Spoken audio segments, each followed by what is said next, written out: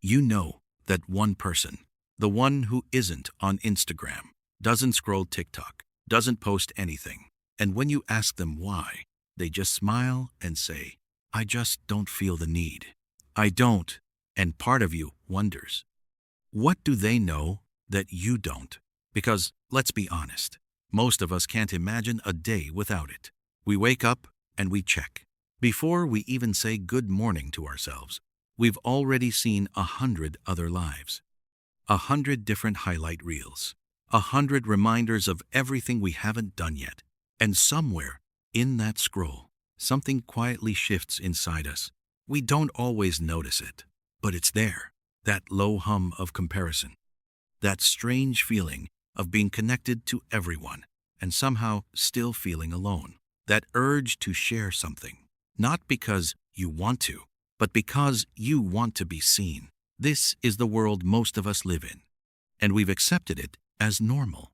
But there are people who stepped out of it, or never stepped in at all. And psychology has a lot to say about who they are. Not that they're better, not that they're worse, just different.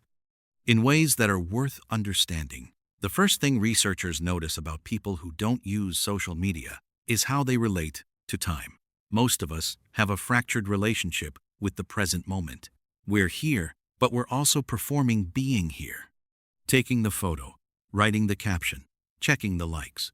People who are off social media, they're just here, fully, without the second layer, without the audience in their head.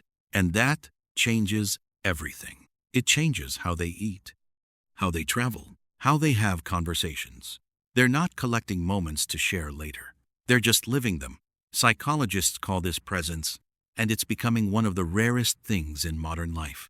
The second thing is how they measure themselves. Social media, at its core, is a comparison machine. You don't even have to try. It just happens automatically. Someone's vacation, someone's relationship, someone's body, someone's success. And your brain, without your permission, starts calculating. Where am I in all of this? Am I enough? Am I behind?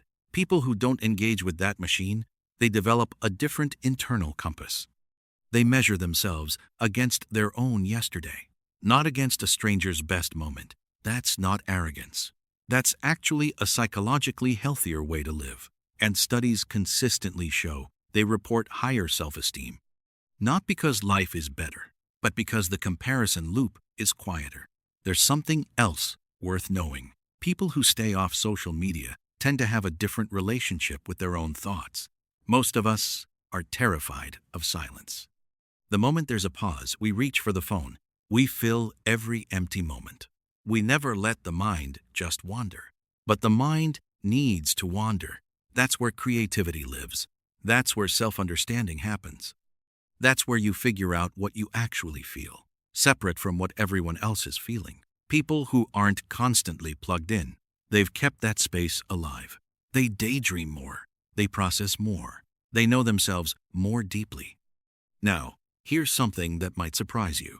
A lot of people assume that avoiding social media means avoiding connection, that these people must be lonely, or antisocial, or afraid.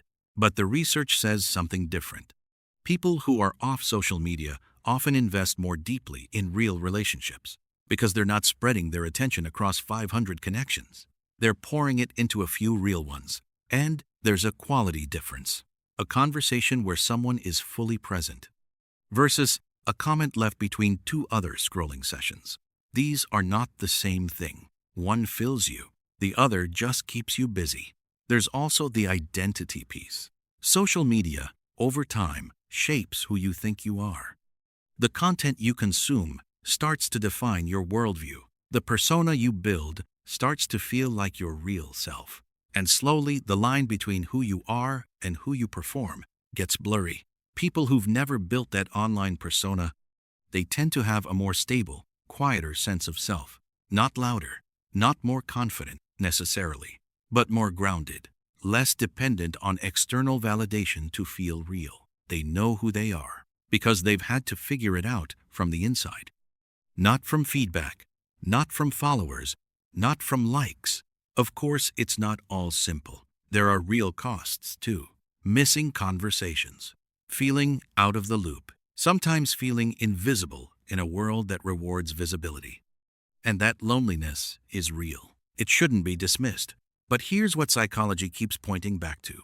The people who feel most at peace with being off social media are the ones who made it a choice, not a reaction, not a rebellion, a quiet, conscious decision, because they found something more interesting than a feed, their own inner world. And maybe that's the real insight here.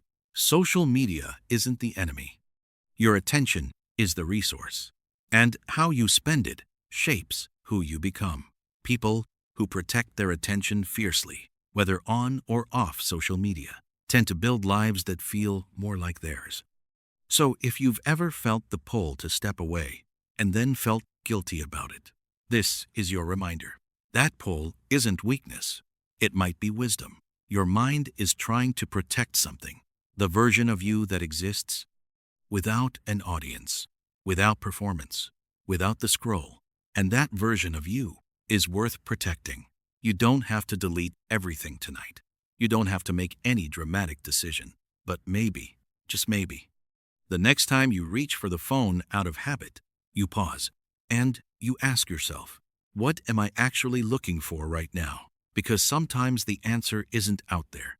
It's already here, quiet, patient, waiting. You just have to stop scrolling long enough to find it. You're not missing out by being present. You're not behind by being quiet. You're not broken for needing space from it all. You're human. And your attention is one of the most sacred things you have. Treat it that way.